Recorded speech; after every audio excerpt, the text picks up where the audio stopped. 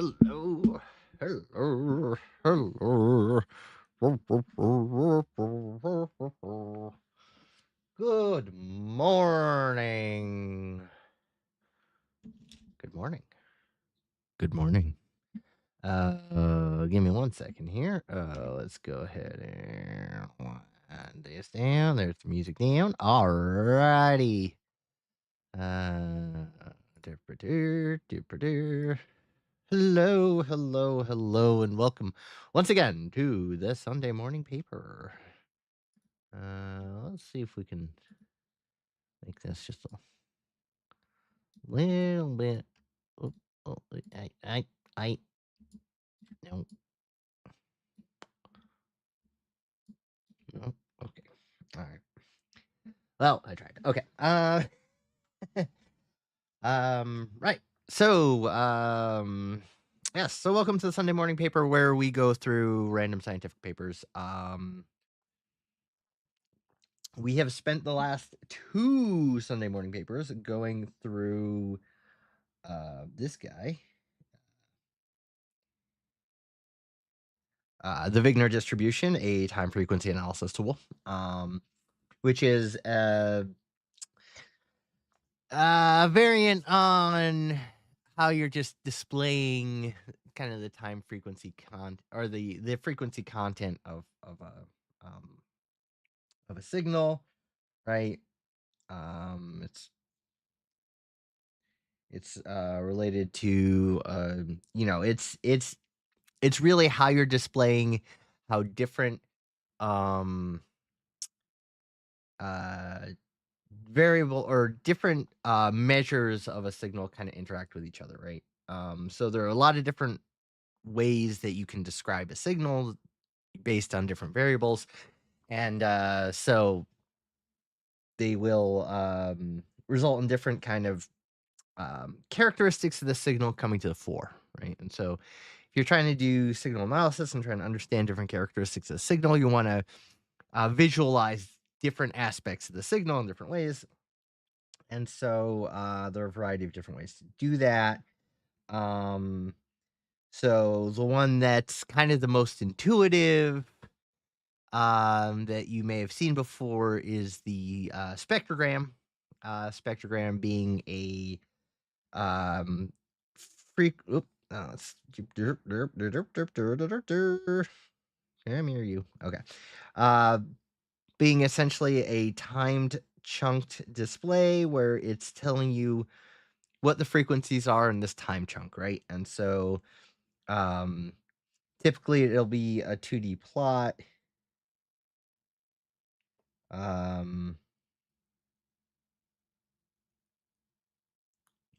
Right? Typically it'll be a 2D plot that looks kind of like this guy here, right? Where you have time and frequency. So at time 1, time 2, time 3 usually goes up like this, right? So it'll kind of waterfall, and so you might have, in this chunk you'll have a certain frequency content, right? And it's usually displayed as a color, like a color gradient kind of thing, right? So this frequency, and you'll have this frequency, a certain amount of this frequency, and a certain amount of this frequency, and the color's gonna depend what your amplitude of these different frequencies are at this time step, and at the next time step you might have different frequency content, right? So that's essentially what a spectrogram is telling you, and it's kind of an intuitive um, method of understanding what's going on in a signal. Is there literally are physical spectrograms that are test equipment that are used all the time. So this is a very well known, very kind of, again, intuitive, easy to grasp, easy to understand sort of um, display of certain aspects of the signal. Right. So this is what the spectrogram looks like. Now it turns out that if you were to do something very similar to the spectrogram, the same sort of overall design, which if you look at the spectrogram, it's really just a Fourier transform, right? Um, you're just yeah, I mean, you're integrating over this dummy variable tau, and you're converting, which is the offset of your window function, right? The window function is saying what's your time step that you're looking at. Um, so obviously in a real system, this would be a sum rather than an integral, right? Because it wouldn't be continuous in an actual piece of test equipment, right? It wouldn't be continuous. It'd be uh, you'd have a certain measurement um, uh, cadence. What's the term I'm thinking of? Sampling frequency, right? You have a certain sampling frequency that's going to determine what your times look like, and so in the end, it's a sum, not an integral. But that's neither here nor there. What you're doing when you're integrating is you're essentially sliding this window across, right? Um, and so but otherwise, it looks very, very similar to a Fourier transform, because essentially what you're really doing is you're taking this you're transforming out of this tau into a purely time-based uh um function, right? The tau is that the where the window function is positioned, and that's moving over time, but you're integrating over all time. So it's converting that into a time, right? Now the Wigner function um, has some similar properties, right? But it looks a little more like this. And here we have our S tilde, which is the analytic version of our signal. As we explained before, the analytic version of a signal is essentially extending the um, the signal into the imaginary plane in such a way that you cancel out all of the negative frequencies.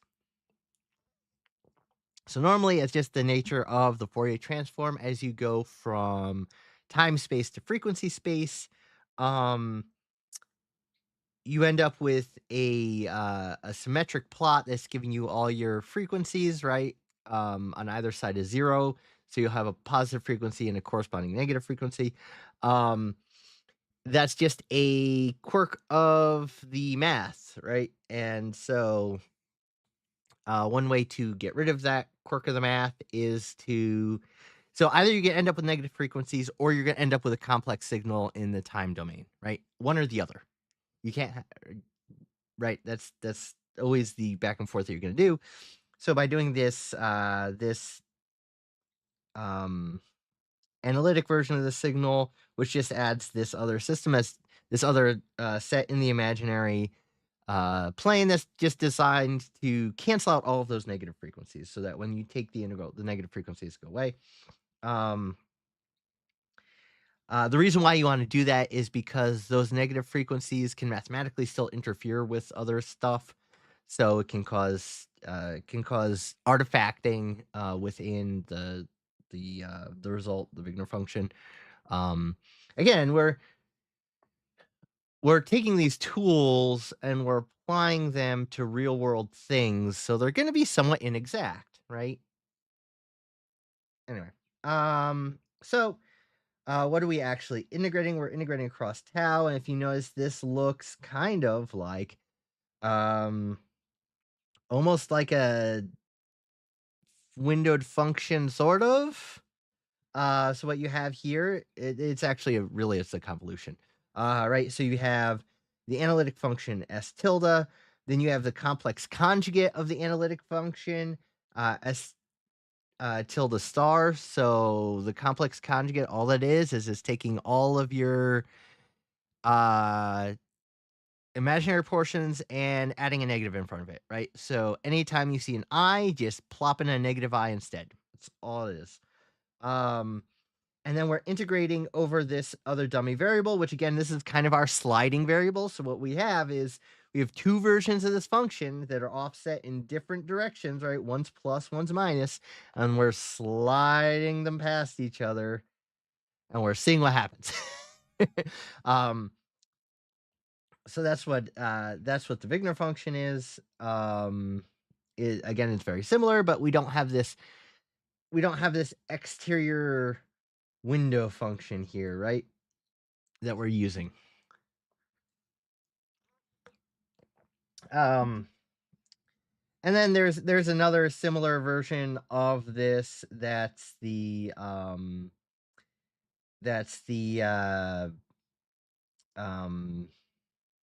what's called the ambiguity. It's called the ambiguity function.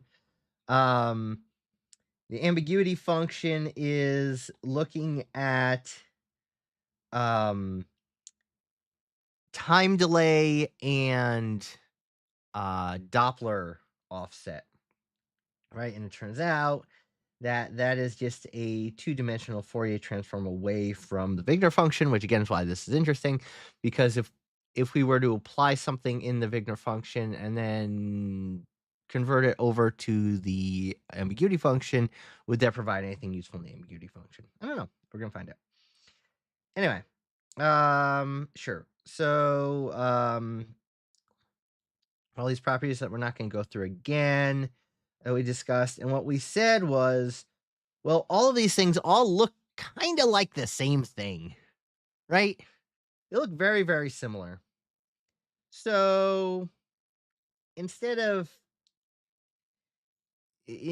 talking about this in this weird term, what if we just said all of these functions that look the same are really just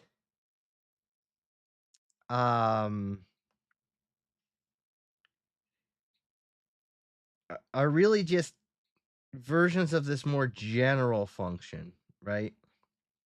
Where'd it go? Where's the original?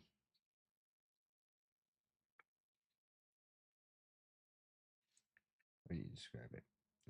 What's down here? No, not there. Where do you describe it? Yeah, so it's called the Cohen class of time frequency distribution functions, and it's essentially this whole set of functions where you have the you're sliding these two things past each other, and then with a two-dimensional Fourier transform, right? So you're doing a two-dimensional transform and then an integration in tau. So that's the other thing, if you notice here. There's three integrals here, right? But there's only... can we zoom in a little better? Hold on. Give me a second. 1 second.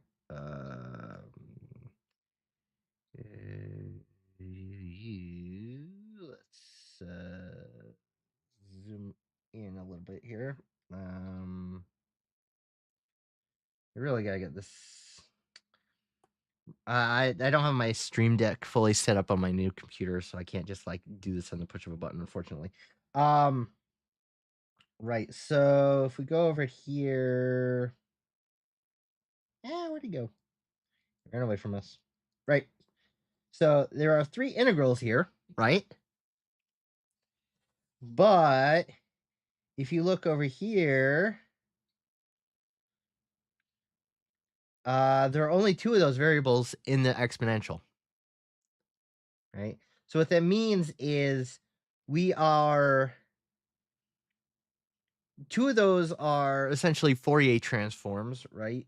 One in tau. Oh no, hold on. Oh no, they're all three out there, right? U, nu, and tau. But the t, right.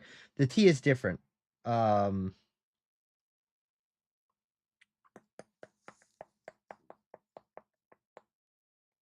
Yes, the u and the t are different than the tau. I'm sorry, the nu and the t are different than tau. So the tau is going to be what we integrate after, right? And the actual yeah, because if you look, right, let's take a deeper look at this for a second. Let's look what's going on. We've got let's see, e to the negative 2I pi nu u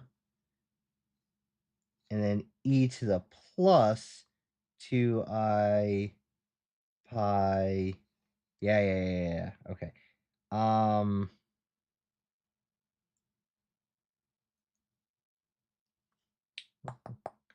I pi nu t, right? And then it's going to be e to the minus 2I pi f tau.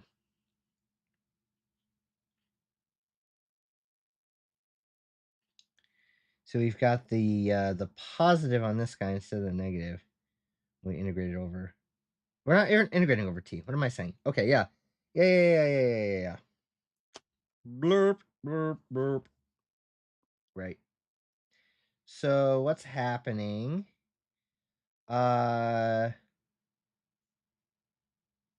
See, we're integrating over u and nu. So we're integrating over both of those. You're integrating over tau. So we're converting from tau into f. And then we end up with t, f, and t. Yeah. So then we end up with the Fourier transform thing version up here. Okay. Right. So regardless, K then becomes the kernel that sort of determines what the type of function it's going to be, right? So a spectrogram is when K is a window function.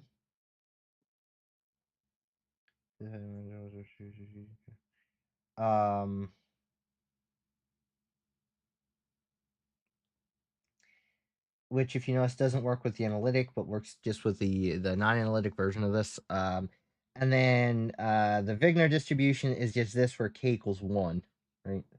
But you can imagine a whole class of these things where k could be whatever you want it to be. And so, let's see. So in general, the relationship between the Wigner distribution and two-dimensional ambiguity function now becomes this. The result is very important. It implies that the effect of the kernel function is that of a mask in the Doppler-like domain of the ambiguity function. It also provides a starting point for the computation of pk shown in figure 1. Okay. Right. So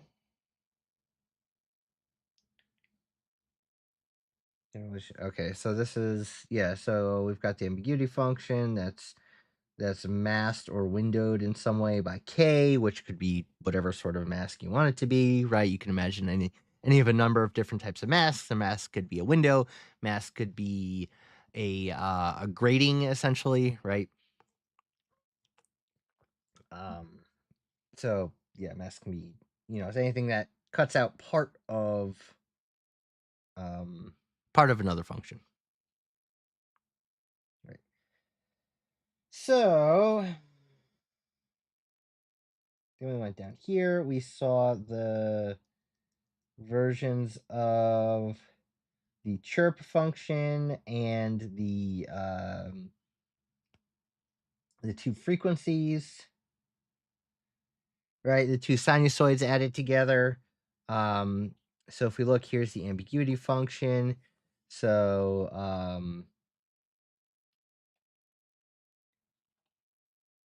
the ambiguity function in this case, let me think what it's saying. The ambiguity function in this case is in the Doppler would be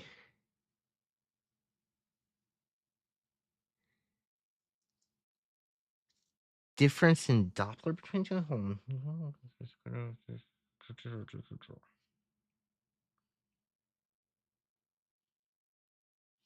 Okay, so that's the chirp.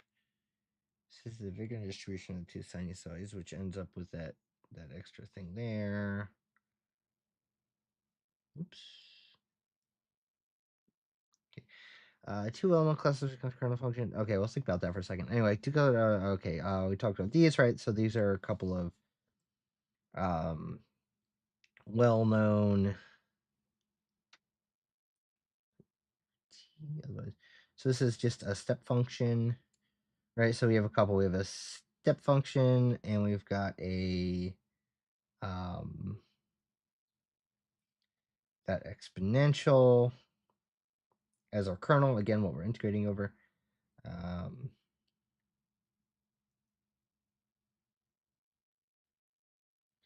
Oh yeah, here's our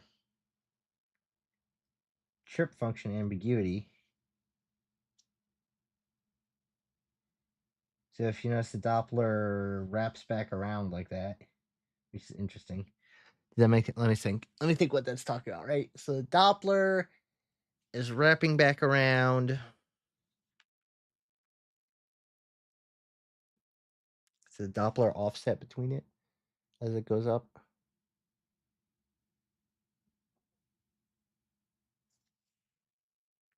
Interesting. I have to think about the meaning of that. The interpretation of the ambiguity function in that case. I have to think about that, what that means. Anyway, clearly, in order to reduce the interference terms of the time frequency distribution of the Coney class of multi-component signals, one needs the appropriate mask function in the Doppler lag domain. Right. So we were saying our Wigner distribution has this issue where you end up with these ghost signals that pop up, right? And so the masking piece of it, which if we remember, we said the Wigner distribution is essentially a mask on the ambiguity function, but clearly in order to reduce the interference terms in time frequency distribution of the Cohen class of multi-component signals, one needs an appropriate mask function in the Doppler lag domain. This observation, of course, opens the door to a whole new class of experimental functions that may not lead to tractable analytic forms for the distributions, but may be computationally efficient and have properties that need to be explored. Right, so remember the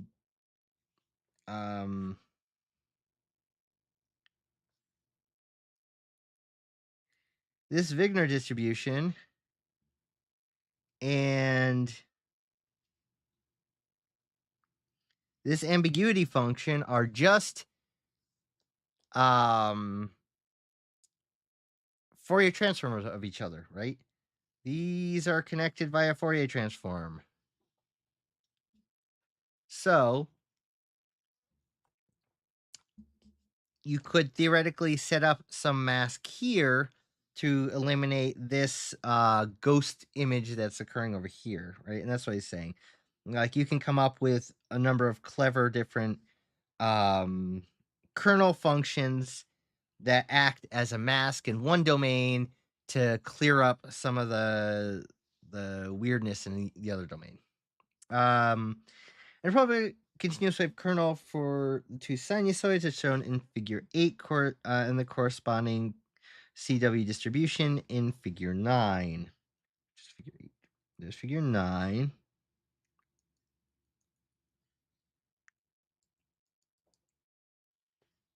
Figure 7. Where's figure 8?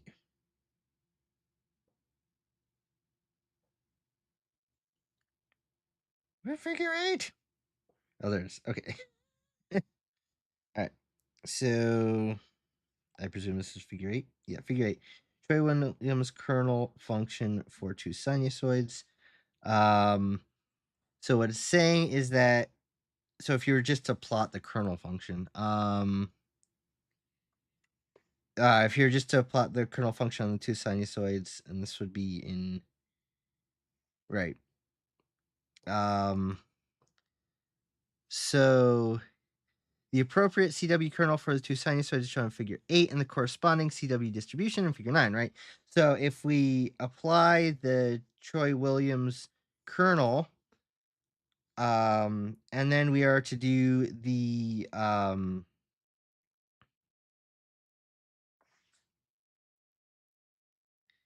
transform of it, we end up with this.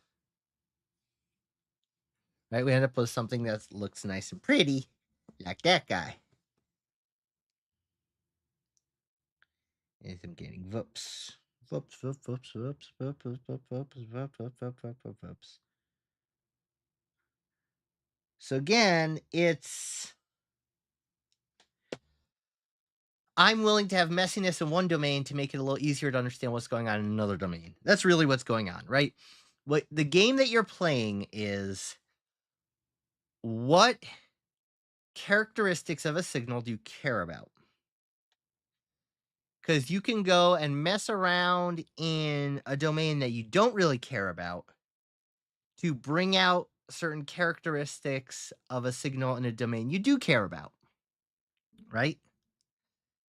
So that you can start talking about specific attributes of the signal that are important. So that's all this game is. It's how are you making one version of the it's really playing on the ambiguity between or the inverse relationship between frequency and time in terms of the more you know about one, the less you know about the other. Right? If you're going to be very accurate in frequency, you cannot be very accurate in time. You can be very accurate in time, you can't be very accurate in frequency. And that inverse relationship makes it kind of messy to sort of to pull out different attributes, but it gives you the ability to screw around in one domain in such a way to make the other domain come out clearer. And that's all you're doing with these functions, right? All of these kernel functions are, as they said, they're masks, different types of masks that even though you're messier on one side, that's okay because you care about the information that's on the other side, and that information becomes clearer if you're clever about how you're messy. That's what it's saying. Okay. Um okay, figure 10 shows the ambiguity. Okay, shown in figure 9, which the cross term has been successfully removed from the two sinusoids.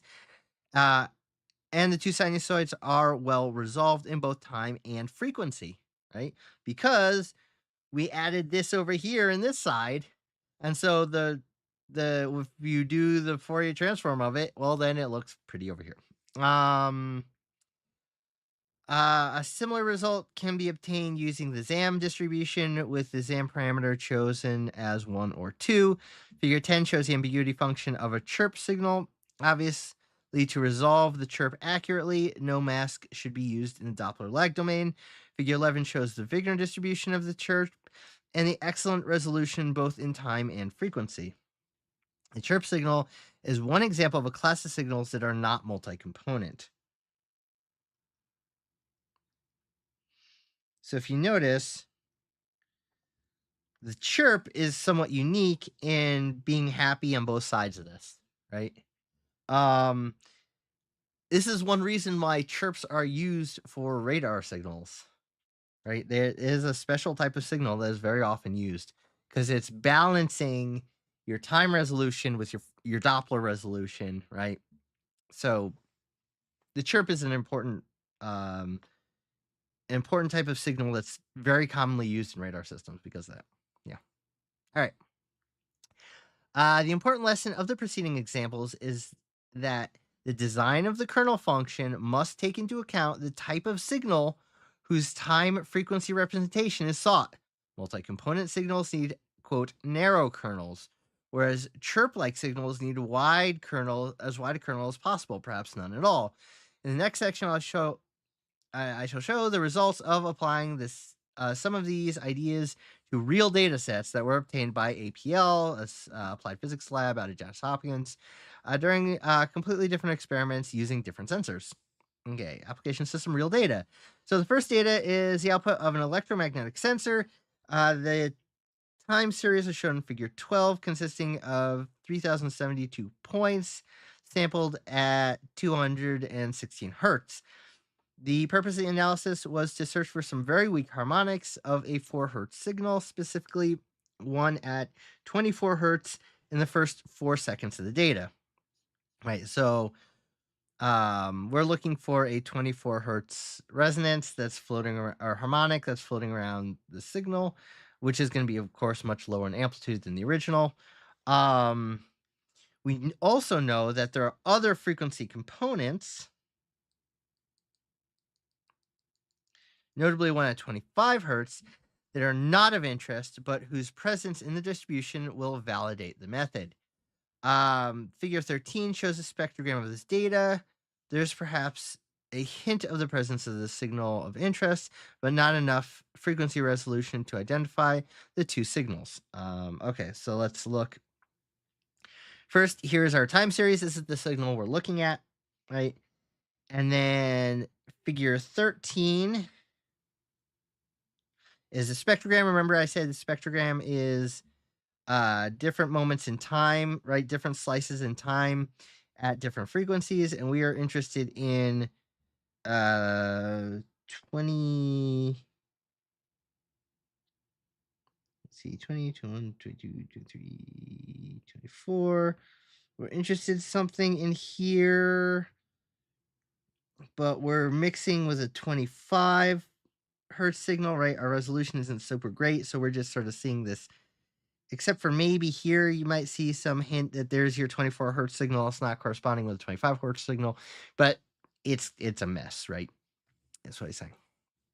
Okay.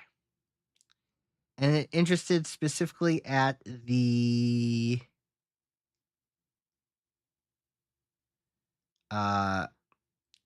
it said what time it was interested in.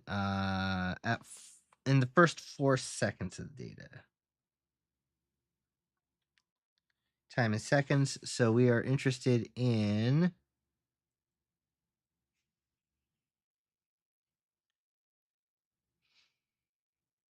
Oops. There we go. Right. We're interested in everything under this point, right? We really want to be able to pull out that 24 hertz signal in our first 4 seconds. That's what we're looking for. Okay. Increasing the section length leads to even worse results because the data length is so short. Okay. You can't get extra resolution out of the data. So figure 14 shows a ZAM time frequency distribution. For the first 5 seconds of these, a distinct component is present at 24 hertz between 3.5 and 4.5 seconds of the data, as well as one at 36 hertz at 0.5 seconds before. The 25 hertz component lasts for 1 second, starting at 2.5 seconds into the data. The ZAM distribution in this case has shown enormous improvement over the standard spectrogram. So let's take a look. All right.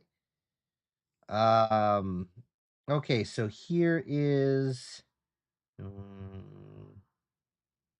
22, 23, 24. Here's our 24 hertz signal. And we're seeing it especially up here, right? That's at 24 hertz, not 25. You can actually see a ghost of it in this section as well, but that is so much cleaner than what we were seeing before. Okay. So by applying this masking, essentially, you're able to pull out, again, attributes of the signal that you really care about. And it comes back to, what do you care about when you're looking at this? Why are you looking at this? What questions are you trying to answer? These are all tools, right, that can do different things, but what questions are you trying to answer about your signal? Okay. The second data set is the output of a wave current meter deployed during an inertial wave experiment. The data is 512 points long, sampled once every 6 seconds, and shown figure 15. Theoretical calculations for the current meter data predict a chirp signal in the 0.002 and 0.007 hertz range. 10 minutes into the data. In practice, interference effects cause slow fading of the amplitude of the chirp between 0.007 and 0.008 hertz, after which the chirp was expected to be visible again. Figure 16 shows a standard spectrogram of this data. Something remotely resembling to chirps can be seen, although the frequency and time resolution is too poor to ascertain anything. Okay, so let's take a look at this now. here's our time series of the data, right? So that's our collected data right there. And here's our spectrogram, right? And we were looking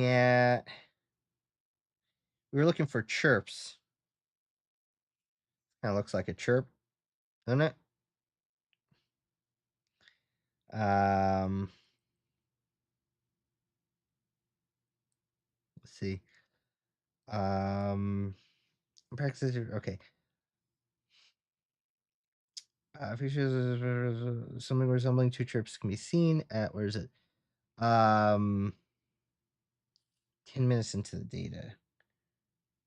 Yeah, so that is the chirp, right? So we can sort of see it. Can't really pull anything about it, but you can see it. You can see there's something there.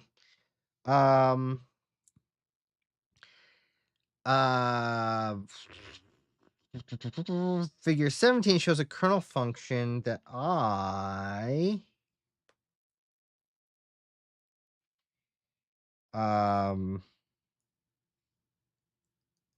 designed specifically for this data set. Although unusual, at least it does seem, it should be, not seems, to lead to the results superior to the standard Wigner distribution, i.e. unity kernel function.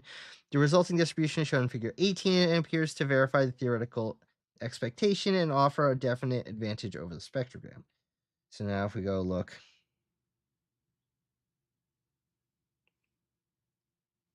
this is the experimental kernel function that they used. And this is the result of using it, and there you can much more clearly see your two chirp frequencies, right?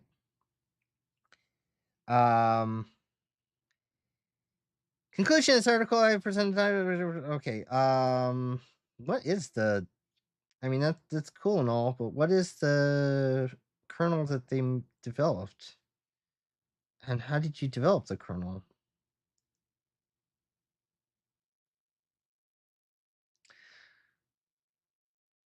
Well, I feel disappointed. We got to the end and he said, "All right, here's my kernel. Here's what it plotted looks like. I'm not going to actually tell you what it is." That's funny. That's so funny. It doesn't say. It's like he got three-quarters of the way through the paper and I was like, and I'm done. All right. Well, that's one way to end it. What did we actually learn out of this? All right, let's take a step back, right?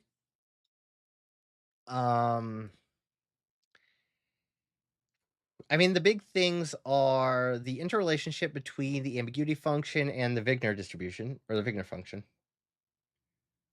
Ambiguity, yeah. I think that's an important one. And that's one that I'm going to lean on. And the other is that all these classes of functions that you can use to start pulling out specific data if you know what kind of data you're looking for. Let me think about that for a second.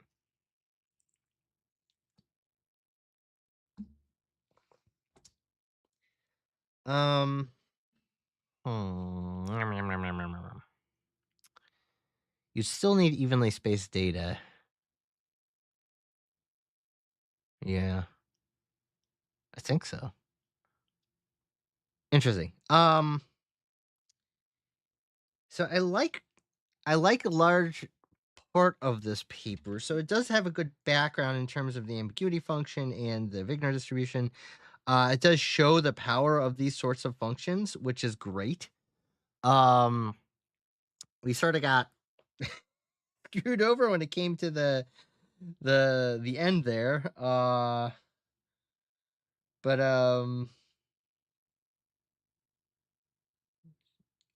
yeah. Anyway. But nonetheless, I think this is interesting. I'm kind of curious to see what papers cite this.